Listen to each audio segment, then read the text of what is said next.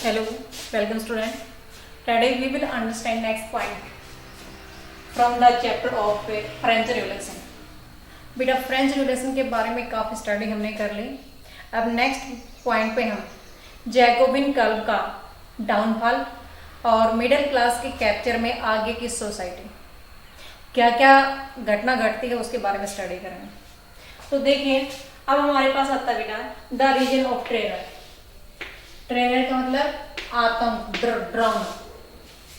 तो ये टेरर कब स्टार्ट होता है? ये स्टार्ट होता है 1793 से 1794 तक। क्या है बेटा ये टेरर? ये टेरर है हमारे पास, हमने जैकोबिन क्लब के बारे में पढ़ा है। जैकोबिन क्लब जो एक स्ट्रॉन्ग क्लब था और उसका जो हेड था वो मैक्सिमिलियन रोबेस्पियर था, जिसके बारे में हमने लास्ट वीडियो में स्टडी की। Maximilian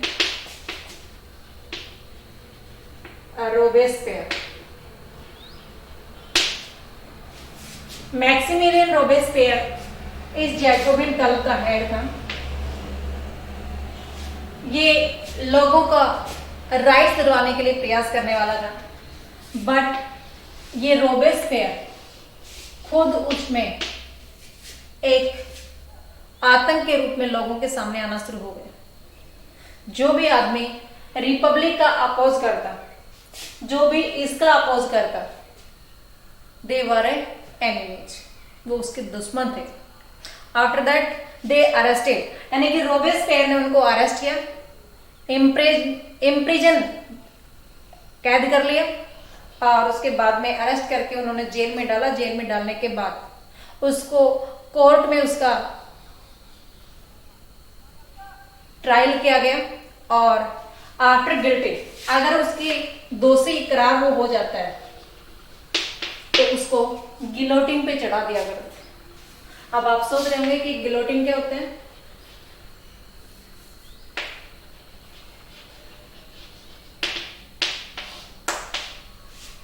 It was invented by Dr. Guillotine.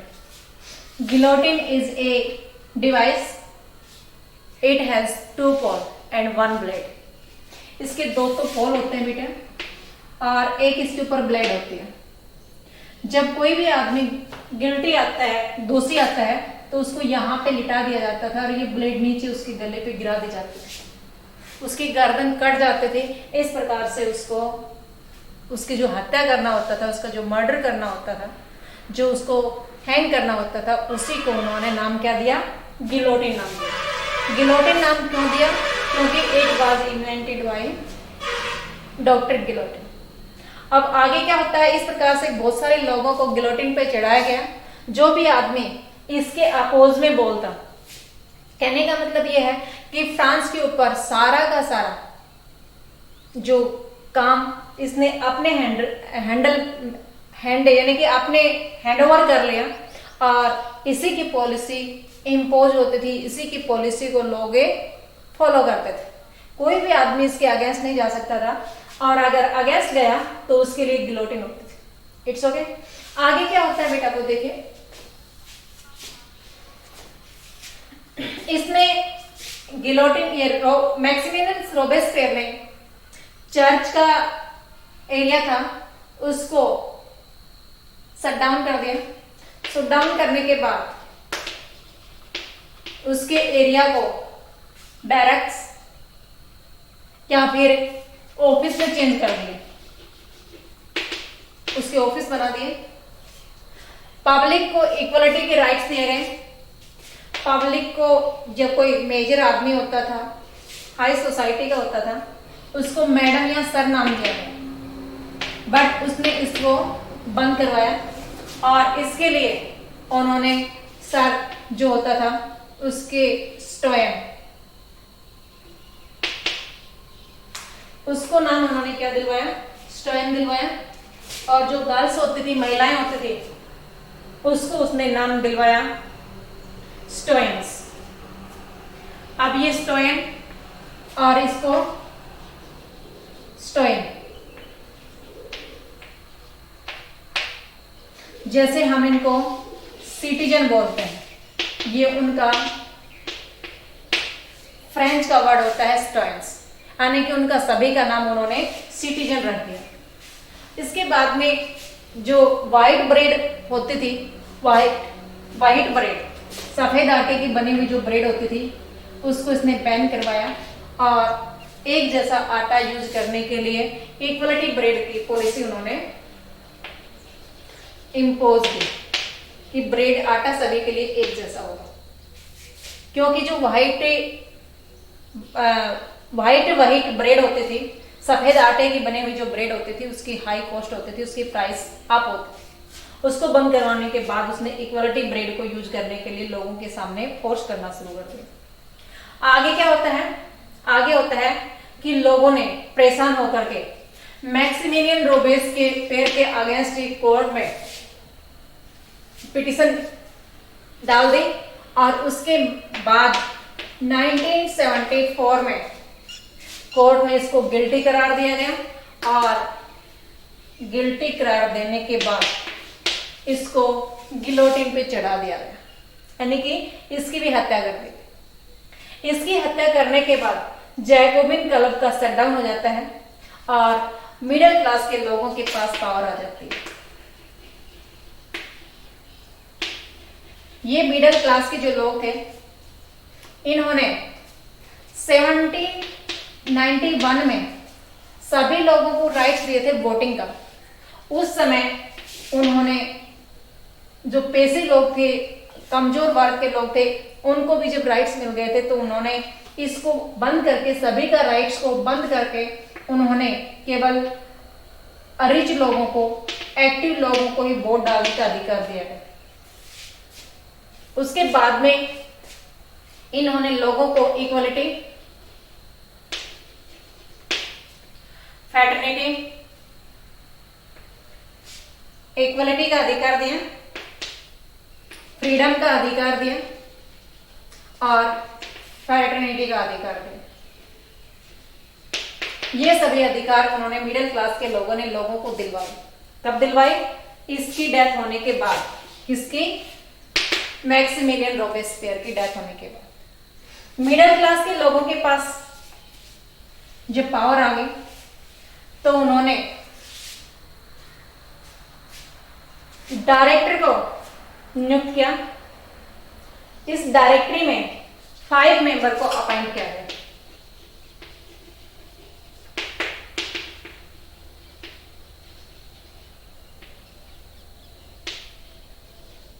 एक 5 मेंबर और उधर से वो जो लेजिस्लेचर थे, लेजिस्लेचर में काम करने वाले लोग थे, उनकी और इन 5 मेंबर की वहां पे एक राइवलरी शुरू हो गई, एक तनाव शुरू हो गया और उस तनाव का फायदा, उस आपस की लड़ाई का फायदा नेपोलियन बोनापार्ट ने उठाया।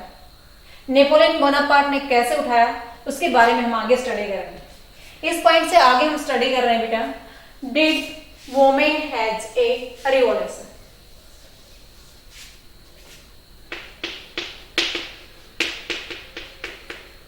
Women has a revolution. महिलाओं ने रिवॉल्यूशन में काम किया क्योंकि women's wanted to get political rights equal the men। क्योंकि उनको वोट डालने का अधिकार नहीं रहा तो उसको पैसिव कैटेगरी में रखा। पैसिव कैटेगरी के लोगों को वोटिंग का अधिकार नहीं था, इसलिए उन्होंने स्ट्रगल किया। उसमें लगभग 60 क्लब बनाए थे, महिलाओं के 60 क्लब थे, बट सबसे जो स्ट्रॉन्ग क्लब था वो था the society of a revolution and a republican revolution। इनमें महिलाओं ने अधिकार लेने के लिए स्ट्रगल किया था। इसमें इक्वलिटी का राइट्स, पॉलिटिकल राइट्स और एजुकेशन का राइट्स लेने के लिए प्रयास किया था। उस टाइम में जो वोमेन होती थी उनको केवल रिच सोसाइटी के, हाई सोसाइटी की वुमेन्स को ही पढ़ने के लिए अलाउ होता था, बाकी जो लोअर सोसाइटी थी उनको अधिकार नहीं होता था, वो नहीं पढ़ पाते थे। इसलिए उन्होंने, और फिर वो जो फ्रेंच रिवॉल्यूशन हुआ था उसमें भी उन्होंने पार्टिसिपेट किया था, बट उनको राइट्स नहीं मिले, इसलिए उन्होंने अपने ढंग से प्रयास किया। प्रयास करने के बाद उनको 1946 में वोट डालने का अधिकार मिले। फाइनली 1946 में ये स्ट्रगल इनका जारी रहा।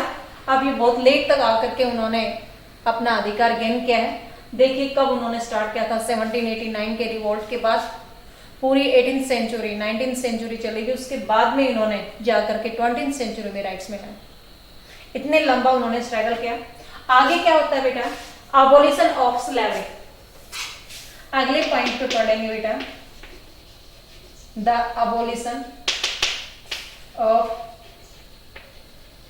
स्लेवरी। अबोलिशन, स्लेव का अबोलिशन करने के लिए उनके पास थ्री शेप में उनका व्यापार चलता था। ये यूरोपियन कंट्री थी, ये अफ्रीका थी और ये अमेरिका थी।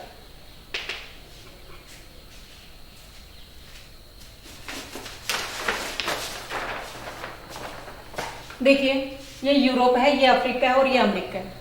यूरोप के लोगों को अफ्रीका से स्लेव लेकर के चलना होता था और अमेरिका में वो प्लांटेशन वर्कर के रूप में उनसे काम करवाते थे। तो यहाँ से वो ले जा करके, यहाँ से भर करके उनको एक पशुओं की तरह से लाद करके और इस एरिया में लेके जाते थे। वो यहाँ से उनको गुलाम बनाते थे। जैसे हम पशुओं को परचेज करते हैं, बेच देते हैं, ठीक वैसे ही यहाँ इन आदमियों को ले करके जाना होता था और इनको खरीदना और बेचना इनके लिए काफी इजी काम होता था। यहाँ से वो लेके जाते थे और अमेरिका में वो प्लांटेशन वर्कर्स के रूप में काम करवाते थे। ऐसे उनके पास से स्लेव सिस्टम होता था। ट्रेंगल की शेप में वो ट्रेड करते थे। अफ्रीका की जो 2 सी पोर्ट थी वो काफी फेमस थी, जहां से ये इन स्लेव को भर करके जहाजों में भर करके लेके जाते थे।